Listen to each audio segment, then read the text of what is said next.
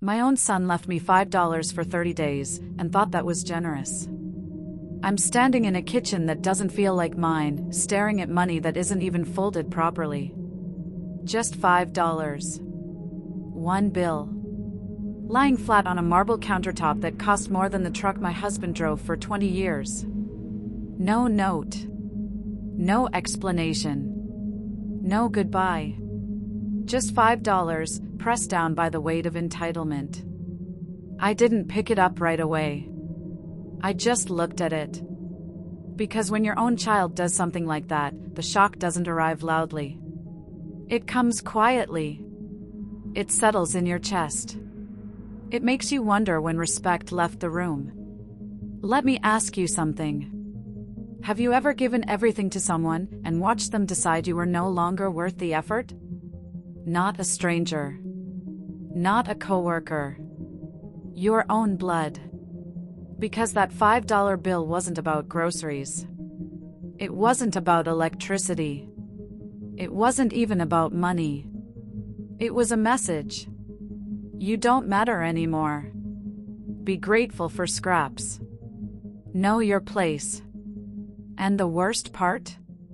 He said it calmly. Like this was reasonable. Like I should understand. He stood there checking his watch. Talking about flights.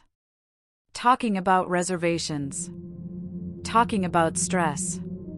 Meanwhile, I was being priced. $5 for a month of breathing in his house.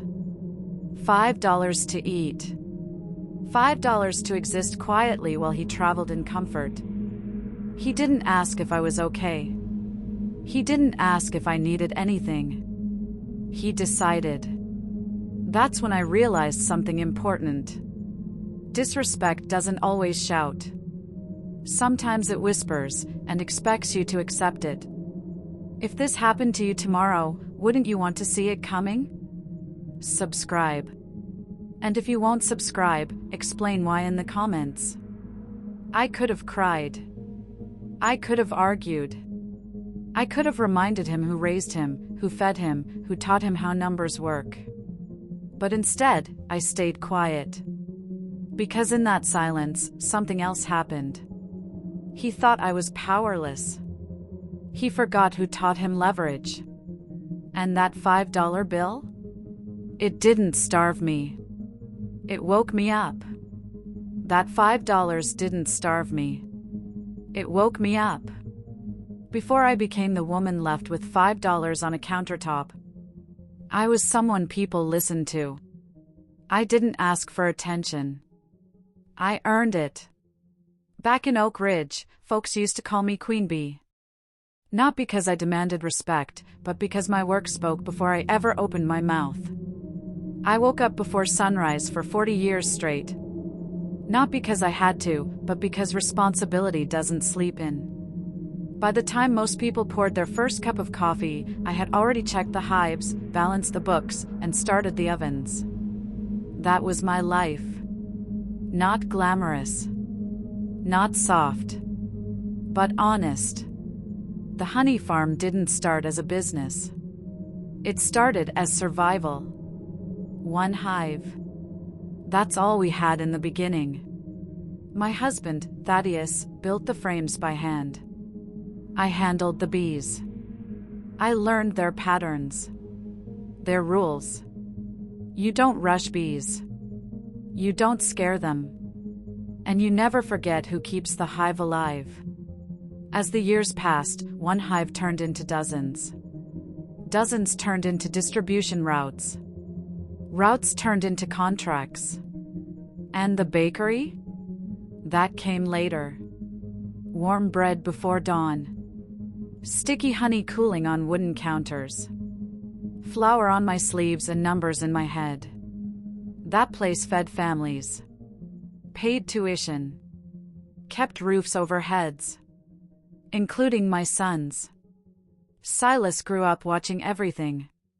He watched me negotiate prices without raising my voice. He watched his father fix engines after working 12 hours. He watched us refuse shortcuts. I taught him math at the kitchen table. I taught him patience while waiting for dough to rise. I taught him that money comes second to reputation. When he asked questions, I answered them honestly. When he failed, I made him try again. I didn't raise him to be gentle. I raised him to be capable. Or at least, I thought I did. In Oak Ridge, people didn't call ahead before stopping by. They trusted my word. When I said I'd deliver honey on Friday, it arrived on Friday. When I promised a loan would be repaid, it was. That kind of trust doesn't appear overnight. It's built through consistency. Through showing up even when you're tired. Through finishing what you start. I wasn't rich by city standards. But I was secure. And more importantly, I was respected. Then my husband died. No warning. No preparation. One day he was checking the smoker. The next day, the house was quiet in a way that felt permanent. Grief doesn't announce itself. It just settles in.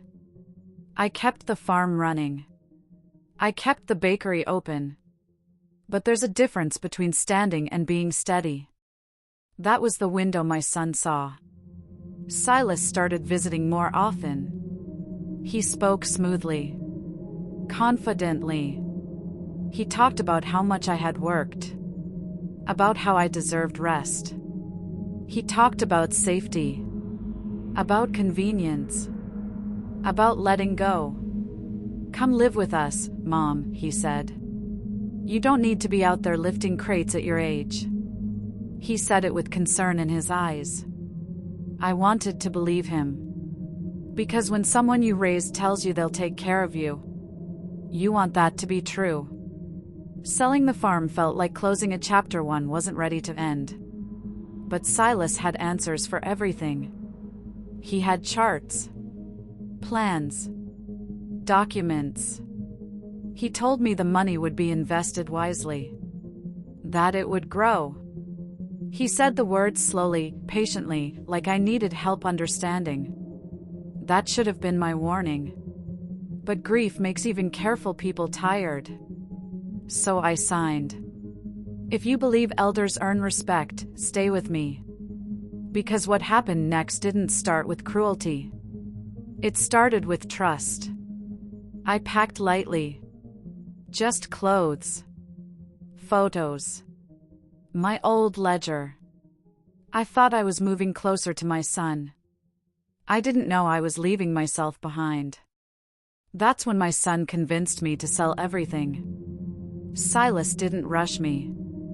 That's what made it convincing. He didn't demand anything. He suggested. He spoke softly, like a man who already knew the answer and didn't want to frighten me with it. He talked about how much the city had changed.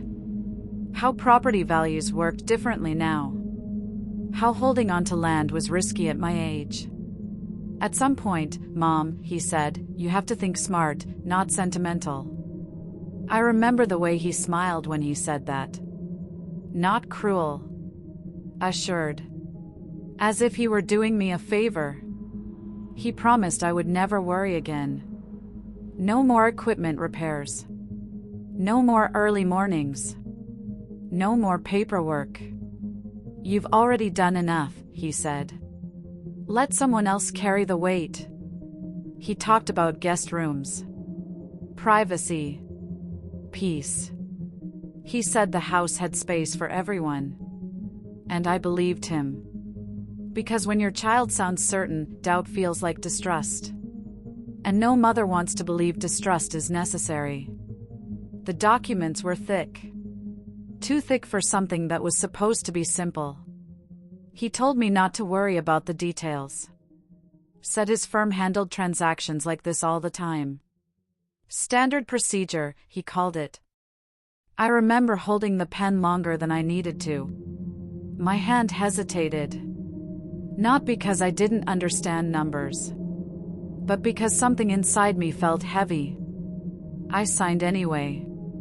Because I trusted the man who called me Mom. The farm sale closed quickly. Too quickly. The funds moved into accounts I didn't manage anymore. Silas explained it was easier that way. Efficiency, he said.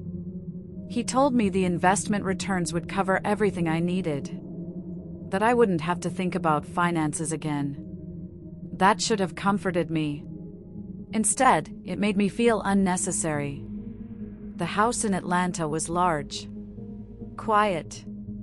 Impressive in the way things look when they're designed to impress strangers. White walls. Glass surfaces. Rooms meant to be admired, not lived in. Silas walked me through it proudly. "This will be your space," he said, pointing to a bright room near the back. "Your guest suite." I smiled.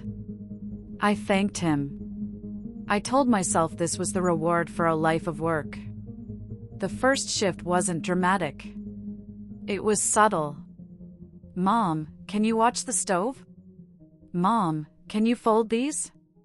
Mom, do you mind?" Requests turned into expectations. Then into assumptions. I noticed my name was used more when something needed doing and less when decisions were made. No one asked how I was adjusting. No one asked what I missed. I told myself I was being sensitive. That's how it starts.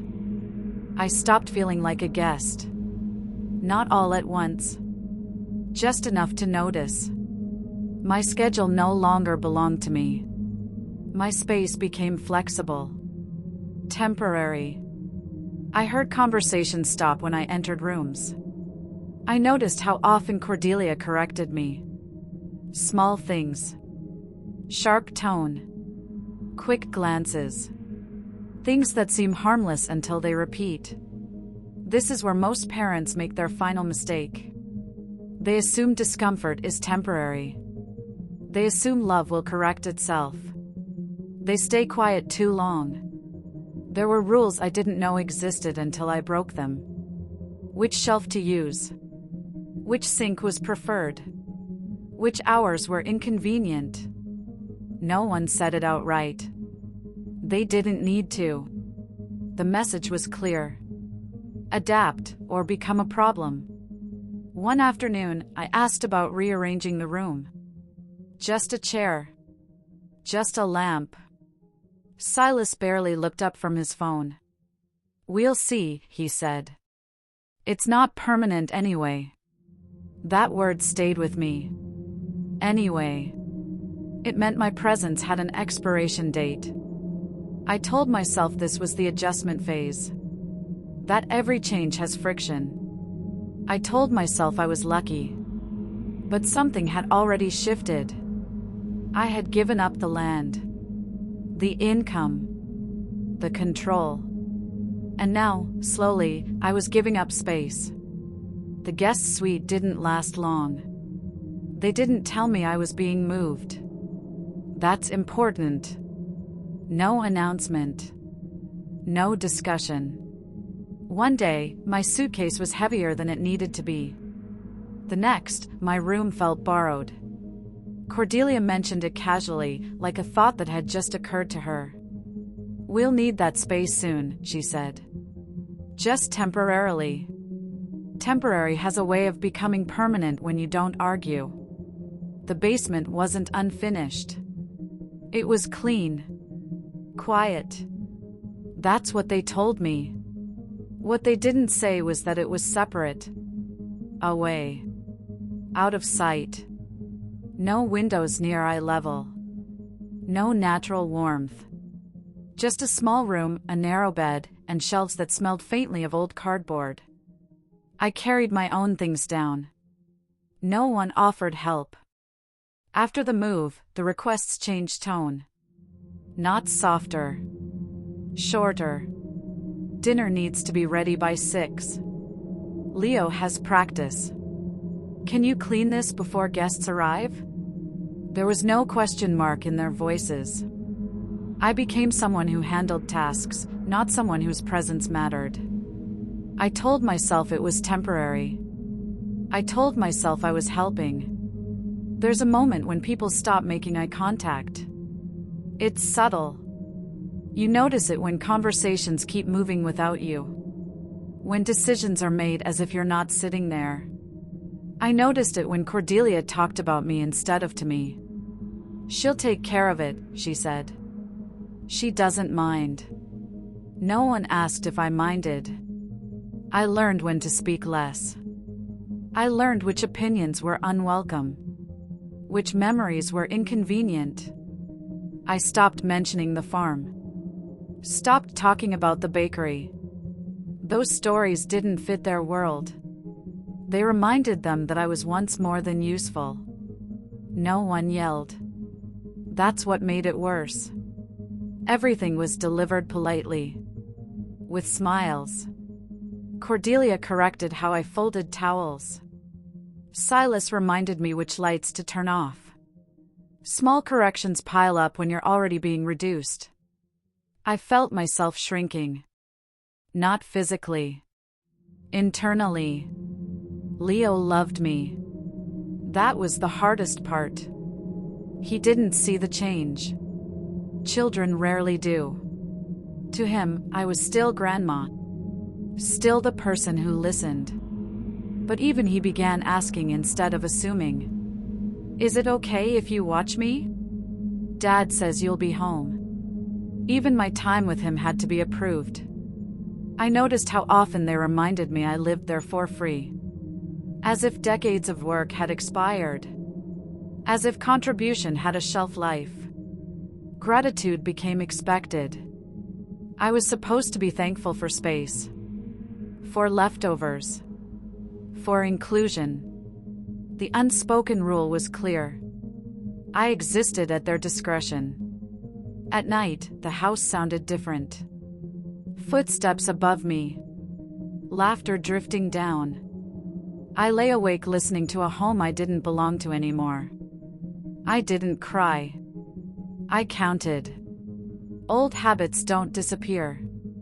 I counted how many times doors opened. How often lights stayed on. I noticed patterns. One afternoon, I mentioned the bakery. Just a passing comment. Cordelia sighed. That was a different time, she said. We're doing things differently now. Differently meant without me. Without my input. Without my history. I nodded. Because resistance requires energy, and I was conserving mine. The final shift came quietly. A calendar on the fridge. Dates circled. Flights. Hotels. I didn't ask questions right away. I waited. That's when they told me. Then they planned a trip. They didn't call it an escape. They didn't call it indulgence. They called it a wellness retreat. 30 days. Another country. No interruptions. Silas spoke about it like it was unavoidable. Like rest was something owed to him. Cordelia nodded along, already listing what needed to be packed. I stood there listening, realizing something without saying it aloud. I wasn't invited. They said I'd watch the house. Not stay. Not rest. Watch. Like a piece of furniture that could alert them if something broke. They told me it wouldn't be difficult. That everything was already taken care of. Just keep an eye on things, Silas said. As if I hadn't been doing that my whole life. The car waited outside early. Too early for conversation. Too early for second thoughts. Suitcases lined the hallway. Shoes polished. Coats ready. Silas checked his watch. Cordelia paced. No one asked how I felt about being left alone for a month. I went to the kitchen instead. The pantry wasn't empty. But it wasn't stocked either. Bills don't pause when people travel. So I asked, quietly, reasonably, if they had left money for groceries. If the household card was somewhere. Silas didn't look up. He reached into his pocket. At first, I thought he was pulling out cash. He had plenty of it. But he stopped. Put the larger bills away. Then he handed me a single, worn $5 bill. Not gently. He dropped it on the counter. There, he said. Use that for emergencies. I didn't speak. Because my body needed a moment to catch up with what my ears had heard. You don't need much, he added. There are leftovers. Cordelia didn't even pause. You live here for free, she said. Consider it budgeting practice. 30 days. $5. They said it without anger. Without humor. Like it made sense. They didn't know about my savings. A small account. Quiet. Untouched. I could have used it. But I didn't. Because this wasn't about survival. It was about respect. And I wanted to see exactly how far they were willing to go. They didn't hug me. Leo waved distractedly. Then the door closed. The engine started. And the house went silent in a way that felt intentional. I stood there holding that $5 bill. Not crying. Thinking. Most people never see this coming. They think neglect starts loud. They think it comes with shouting. It doesn't. It comes with convenience. With rational tone. With calm dismissal. I cooked simply. I ate slowly. The television stayed off. I listened to the house. Every sound felt different without them. I noticed which rooms were locked. Which cabinets were empty. I wasn't afraid. I was alert. The second day passed quietly. So did the third. No messages. No check-ins. I stopped expecting them. Instead, I started noticing patterns. Mail that hadn't been opened. Documents stacked neatly, but hidden. Things Silas hadn't bothered to explain. I didn't spend it. I folded it carefully. Placed it where I could see it. Not as a reminder of lack. As a reminder of intent. People don't do things like that accidentally. Anger burned hot at first. Then it cooled. And in that quiet, something sharper replaced it. Calculation. I had time. No interruptions. No supervision. 30 days. That's a long time when no one is watching you. I stopped waiting for apologies. Stopped hoping for reconsideration. They had made their position clear. Now it was my turn to understand mine. I went downstairs. Not to my bed. To my things. At the bottom of an old box, beneath papers I hadn't needed in a long time, was my ledger. Leather-bound. Worn at the edges. The same one I used when I built everything they enjoyed. I ran my fingers over it. And for the first time in weeks, I smiled. That's when I opened my old ledger. I hadn't opened that ledger in years. Not because I didn't value it, but because I hadn't needed it. It was heavy in my hands. Not from its size, but from what it represented. Every decision I ever made was written there. Every deal. Every loan. Every promise kept. Ink doesn't flatter. It records. I trusted it more than memory. When you build something from the ground up, you learn patterns. Not trends. Patterns. You learn how people hide risk. How they rename it. How they shift responsibility without appearing dishonest. I had watched suppliers try it. Distributors try it. Banks try it. They always made the same mistake. They assumed I wouldn't check. I didn't panic. I made tea. Then I picked up the phone and called Sterling Whitlock. He had been our family lawyer for decades. Knew our signatures. Our habits. He answered on the second ring. "B," he said, surprised. "I wondered when you'd call." That told me everything. I didn't accuse Silas of anything. I asked questions. What exactly had I signed? Where did the proceeds go? How was the house structured? Sterling didn't rush his answers. He pulled files. Checked records. Silence filled the line while he read. That silence spoke louder than reassurance. "B," he finally said, slowly, "this isn't what he told you." Silas hadn't given me ownership in the way I believed. He'd done something more complicated. And more dangerous. He had placed the house inside a holding company. Used debt to stretch his reach. And put my name where protection was needed. Not as decoration. As leverage. I wasn't just living there.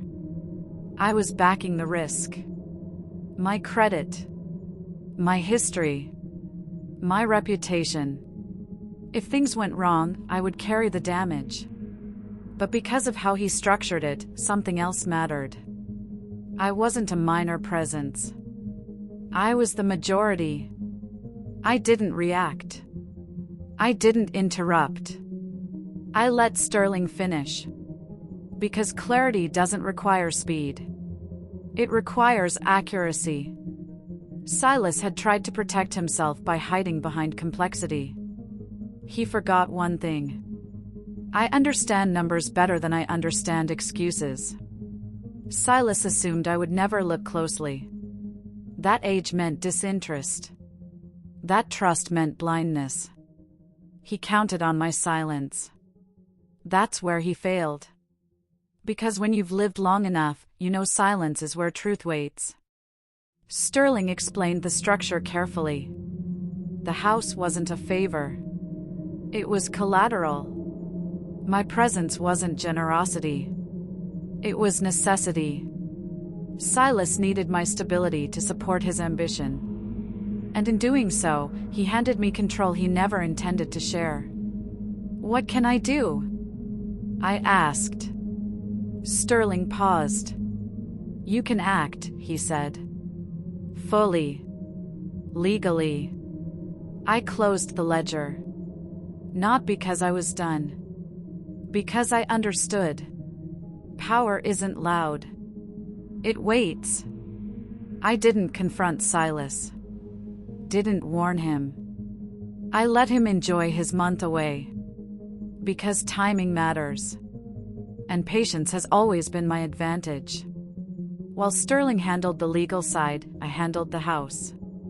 I opened drawers I hadn't touched before. Sorted mail that wasn't meant for me. Not snooping. Observing. There were letters Silas hadn't mentioned. Not friendly ones. Notices. Deadlines. Intent. He had plans for the house. Plans that ended with me somewhere else. Quietly removed. The room. The arrangement. My place. Temporary wasn't temporary. It was preparatory. Anger returned briefly. Then it faded. What replaced it was steadier. Certainty. I wasn't being emotional. I was being precise. That difference matters. Silas thought control came from money. He was wrong. Control comes from structure.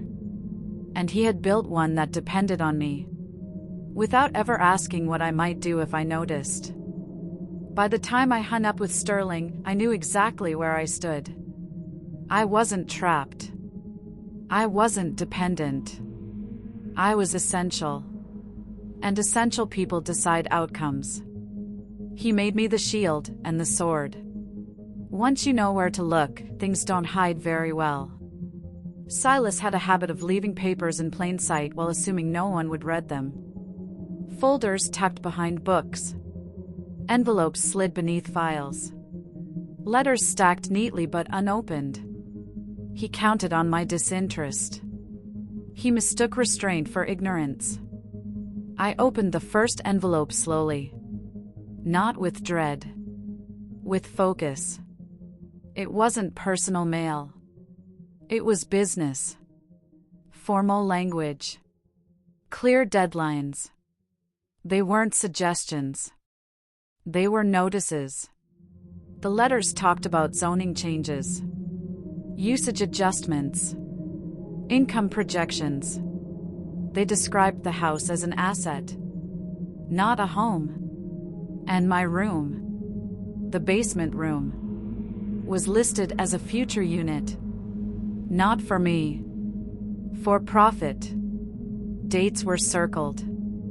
Phases outlined. Renovation approvals. Rental listings. And there it was, written without apology. A recommendation. Senior housing. Nearby. Affordable. Available. For my comfort. That's what hurt the most. There was no note attached. No conversation planned. He wasn't preparing a discussion. He was preparing an exit. Mine. Quiet. Efficient. Final. That word, temporary, finally made sense. The guest suite. The basement. They weren't accommodations. They were steps. Each move closer to the door. I sat there longer than I should have. Not stunned. Measuring. Because betrayal isn't just about what's done. It's about how long someone planned it. Silas hadn't acted out of stress. He'd acted with intention. I went downstairs. Past my room. To the place Silas cared about most. The wine cellar. Temperature controlled. Shelves labeled. Bottles tracked. He spoke about them with pride. Investments. He protected those bottles better than he protected his mother. I took the $5 bill from where I'd kept it. Folded. Flat. I walked 2 blocks to the hardware store. Bought one thing. A heavy deadbolt. Nothing fancy. Just strong. I didn't install it right away. I held it in my hands first. Weight matters. So does symbolism. Silas had locked me out of decisions. Out of respect. Out of my own future. Locks can work both ways. What struck me wasn't cruelty. It was convenience. Silas wasn't angry with me. He was finished with me. That's harder to forgive. Once the truth showed itself, I kept going. Bank statements. Insurance documents. Property records. Patterns emerged. Debt stacked on debt. Risk layered carefully. He wasn't wealthy. He was extended. And he was using my stability to stay upright. The plan relied on one assumption. That I would remain quiet. Grateful. Out of the way. That age had softened me. That love had blinded me. Silas never prepared for resistance. That surprised me. I felt calm. Because panic comes from not knowing what to do. And now, I knew exactly what was happening. You can disappoint me. You can lie to me. But you don't decide where I disappear to. Not without my consent. Not without consequence. I didn't confront him. Not yet. Confrontation gives away position. I needed something else. Someone else. Someone Silas never respected. I thought of my nephew. Vance. The one Silas dismissed. The one who stayed local. The one who knew land the honest way. Silas called him small time. That told me everything I needed to know. I picked up the phone. I didn't explain everything. I didn't need to. I said one sentence. I need you to come by tomorrow. There was no hesitation. I'll be there, Vance said. I made one call he never expected. Vance didn't show up with a briefcase. He showed up with a notebook. That told me I'd made the right call. He walked through the house slowly. Not admiring. Assessing. He didn't comment on the furniture. Didn't mention the artwork. He noticed the bones. Where weight sat. Where space mattered. Where money was trapped. Vance grew up different from Silas. He worked land. Not presentations. He understood margins because he'd felt them. Understood debt because he'd carried it. He listened without interrupting. That's rare. And valuable. I didn't start with emotion. I started with paper. The ledger. The notices. The holding structure Sterling explained. Vance read quietly. Nodded once. Then looked up and said, "He overreached." That was confirmation. We didn't argue. We planned. Which assets could move? Which couldn't? What timing favored us? What silence protected us? Vance explained options clearly. No pressure. No exaggeration. Just reality. Once plans exist, places change. The walls didn't look different. But I did. I wasn't waiting anymore. I was preparing. Meetings happened while Silas was away. Not secretive. Purposeful. People came in quietly. Left quietly. No noise. No spectacle. Just steps taken in order. I didn't touch Silas's personal things. Didn't read messages. Didn't snoop where I didn't need to. That's important. This wasn't revenge driven by impulse. It was correction. Vance asked about the farm. The name. The routes. I told him what still mattered. Which relationships never broke. Which ones waited. Legacy doesn't vanish. It pauses. Old numbers still worked. Voices recognized mine. Trust doesn't expire if you honor it. By the end of the week, things were moving. Quietly. I bought one bottle. Not to celebrate. To mark a moment. It sat unopened. Waiting. On day 25, my phone buzzed. A message from Silas. Landing at 4 p.m. Have dinner ready. Leo wants steak.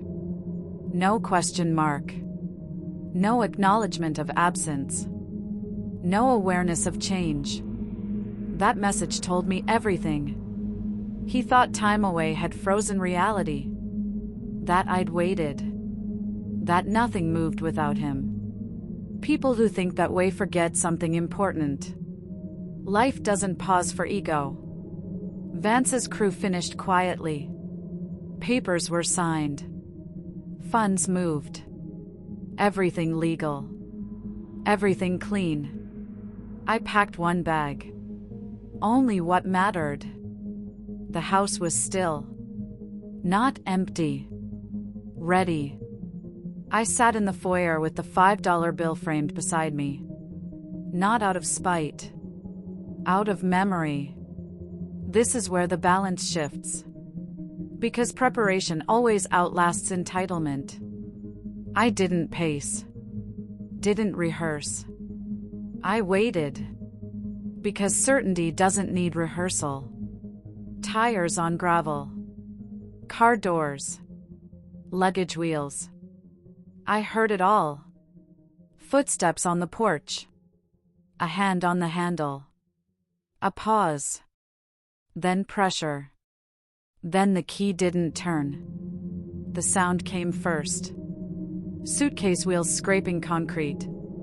Voices raised slightly from travel fatigue. Silas speaking sharply to the driver. Cordelia already irritated. Leo ran ahead.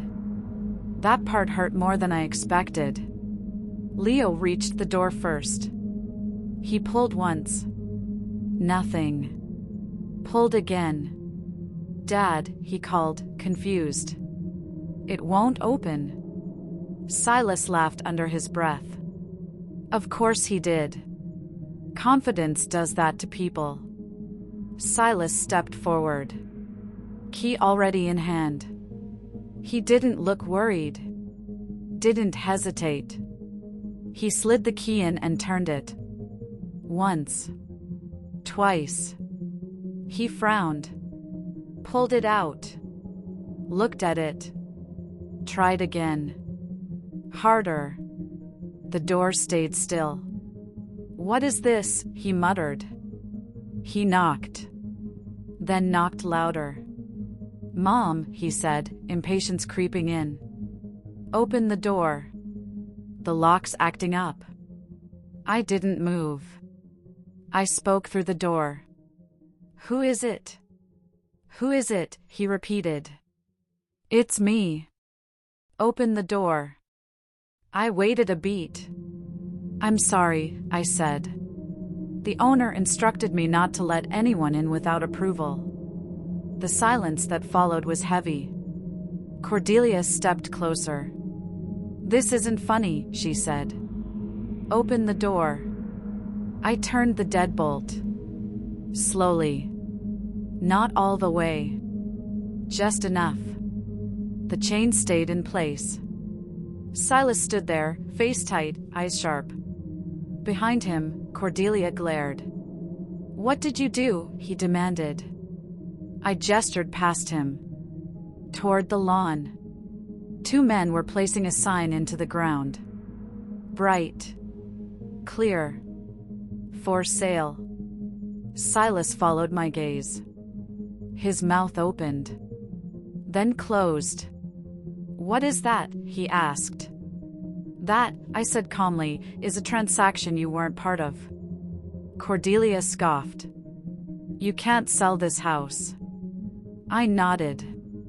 "You're right," I said. I didn't. I said it clearly. The company did. Silas went still. "What company?" I met his eyes. "The one you put the house into." The color drained from his face. "Vance is handling it," I added. At that, his composure broke. "Vance?" he snapped. "That idiot?" I didn't raise my voice. "Be careful," I said. "He's your buyer." Silas looked past me into the house. Saw boxes. Empty walls. Space. "What did you do?" he whispered. I stepped back slightly. Enough for him to see the table behind me. The framed $5 bill rested there. He stared at it. "No," he said. "No, you can't." I picked it up. Held it between 2 fingers. "You told me to learn budgeting," I said. I did. I found the letters, I continued. The plans. His eyes flicked away. "You are going to move me out," I said. Quietly. Cordelia tried to speak. I didn't look at her. "Let's go inside," Silas said quickly. "We'll talk." "There's nothing to talk about," I replied. I pointed to the suitcases beside him. "Those are going to storage. The code is on the back of that bill." A neighbor slowed their walk. Another stood on their porch. Phones were out. Silas noticed. He lowered his voice. "You're humiliating me." I didn't smile. You humiliated me for months, I said. I stayed quiet. The sale closed 3 hours ago, I said. His breath caught. You can't sell my house. It wasn't yours, I answered. It never was. Silas staggered back. His mouth opened, but nothing came out at first. Then, this can't be happening, he choked. No way. He choked as he said, this can't be happening. Silas didn't move right away. He stood there, frozen between disbelief and calculation, as if he could still bargain with reality. Cordelia was the first to react. This is insane, she snapped. You can't just throw us out. I looked at her calmly. I didn't throw you out, I said. I reclaimed what was never yours. Silas tried again. Mom, he said, softer now. Let's talk privately. I shook my head.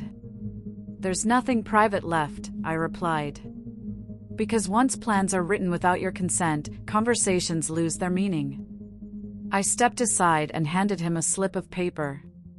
The unit number is there, I said. So is the code. He stared at it like it might disappear. You packed my things? He asked. Only what you owned, I answered. Nothing more. Nothing less. That's when panic finally showed itself. Not loud. Not dramatic. Quiet. The kind that tightens the jaw and empties the eyes. Cordelia's phone was already in her hand. She dialed. Then stopped. Dialed again. Her tone changed with every call. I didn't explain it out loud. I didn't need to. He would find out soon enough. Accounts frozen. Transactions paused. Everything he'd built on borrowed trust was being reviewed. He had used my name to steady his risk. Now that name had weight. Leo sat quietly on one of the suitcases. Confused. Watching adults unravel in front of him. I walked past Silas and knelt down. I handed Leo an envelope. This isn't about you, I told him gently. Inside was a bus ticket. And something else. There's an account in your name, I said softly. For school. Silas looked up sharply. What account? One you can't touch, I answered. I met his eyes then. Some things don't belong to you. Silas stood there, breathing hard. You didn't have to do this, he said. Yes, I replied. I did. Because letting him continue would have taught him nothing. And teaching him nothing would have made me responsible. You are going to decide where I'd end up, I said. Without asking. I was trying to plan, he muttered. No, I corrected him. You were trying to remove me. Words matter. His shoulders dropped. I'm sorry, he said. The word landed hollow. Apologies are not keys. They don't unlock what was sold without permission. Was this justice, or too far? That's the question people ask when consequences finally arrive. Phones lowered. Doors closed. Witnesses returned to their routines. What mattered had already been seen. A man stripped of certainty. A woman standing where she belonged. A black car pulled into the driveway. Vance stepped out. Didn't look at Silas. Just took my bag. Ready? He asked. I nodded. Silas didn't follow. Didn't call out. Some endings don't offer closure. They offer distance. As the car pulled away, I didn't turn around. Because what I was leaving wasn't home. It was a lesson. Some debts don't accept apologies. 1 month later, I woke up to quiet that didn't feel heavy. The kind that lets you breathe. Oak Ridge smelled the same as it always had. Warm earth, early bread, a hint of sweetness carried on the breeze. Some places remember you. This one did. The farm didn't ask questions. Neither did the people. They waved. They smiled. They stepped aside. Not out of pity. Out of recognition. The ovens were already warm when I arrived. Vance had seen to that. He understood something Silas never did. A place only works when the right hands guide it. The building hadn't changed much. The counters bore the same marks. The floor creaked in familiar places. That mattered. It meant what I built wasn't fragile. It had waited. I returned to routine. Early mornings. Careful hands. Steady pacing. Not because I had to prove anything. Because work done with dignity heals faster than rest forced by neglect. People lined up again. Not for nostalgia. For consistency. I didn't ask about Silas. I didn't need to. Word travels on its own when pride falls hard. He had moved closer to the airport. Smaller place. Different title. Cordelia didn't stay long. Stability reveals motives quickly. I didn't feel triumph. That surprises people. I felt balance. Justice isn't loud when it's done properly. It settles. Leo visited on weekends. We baked together. I listened more than I spoke. Children learn more from observation than instruction. I made sure he saw effort rewarded. I made sure he saw respect returned. I kept it. Not framed now. Folded neatly. Tucked into the corner of my hallway mirror. Not as a reminder of insult. As a reminder of clarity. People think time weakens you. It doesn't. It removes illusions. You stop needing approval. You stop explaining yourself. You stop mistaking access for love. I never intended to become a warning. But life doesn't ask permission before assigning roles. If someone decides you are expendable, they deserve to learn how expensive that choice can be. Power doesn't expire with age. It sharpens. It waits. It remembers every deal, every slight, every promise broken. Those who assume otherwise usually find out too late. Respect is currency. Spend it wisely. Hoard it foolishly. Lose it once, and no apology restores the value. That's true in business. It's truer in family. I didn't regret what I did. Regret belongs to those who hesitate too long. I acted when I understood. That's all anyone can do. People will tell you to forgive quickly.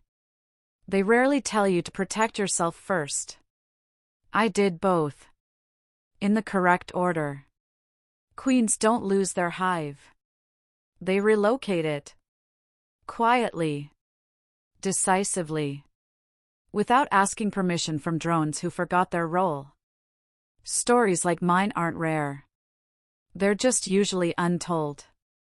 Until someone decides silence is no longer required. Stories like this happen daily. Subscribing is how you stay prepared. If you still won't subscribe, tell us why below. If you remember anything from my story, remember this. Never mistake patience for weakness. Some people are quiet because they're counting. And when they stop counting, they act.